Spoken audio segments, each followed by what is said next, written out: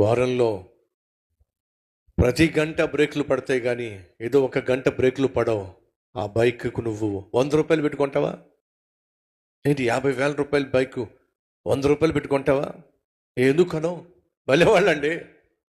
వారంలో ప్రతి గంట బ్రేకులు పడి ఒక గంట బ్రేకు పడినప్పుడు పొరపాటున అదే గంట నేను హైవే మీద వెళ్తున్నప్పుడు బ్రేకులు పడి ప్రాణం పోద్ది. ఎందుకని? ఆ ఒక్క గంట చాలు నీ ప్రాణం తీసేయడానికి.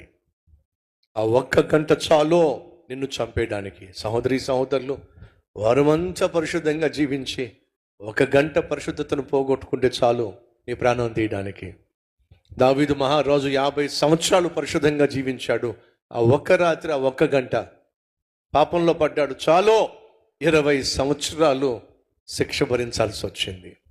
అర్థం చేసుకుందాం.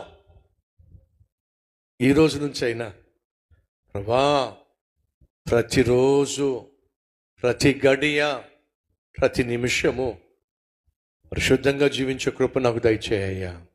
అప్పుడేగా నువ్వు నన్ను నమ్మగలిగింది, అప్పుడేగా మా మీద నీకు నమ్మకం కుదిరేది. అలాంటి జీవితం దయచే ప్రభువా. ప్రార్థన చేస్తే ఎంత బాగుంటుంది. వారంలో ప్రతి గంట బ్రేకులు పడతాయి కానీ ఏదో ఒక గంట బ్రేకులు పడవు. ఆ బైక్కు నువ్వు 100 రూపాయలు పెట్టుకుంటావా ఏంటి? 50,000 రూపాయల బైకు 100 రూపాయలు పెట్టుకుంటావా? ఎందుకనో భలేవాళ్ళండి. వారంలో ప్రతి గంట బ్రేకులు పడి ఒక గంట బ్రేకు పడినప్పుడు పొరపాటున అదే గంట నేను హైవే మీద వెళ్తున్నప్పుడు బ్రేకులు పడి ప్రాణం పోద్ది. ఎందుకని? ఆ ఒక్క గంట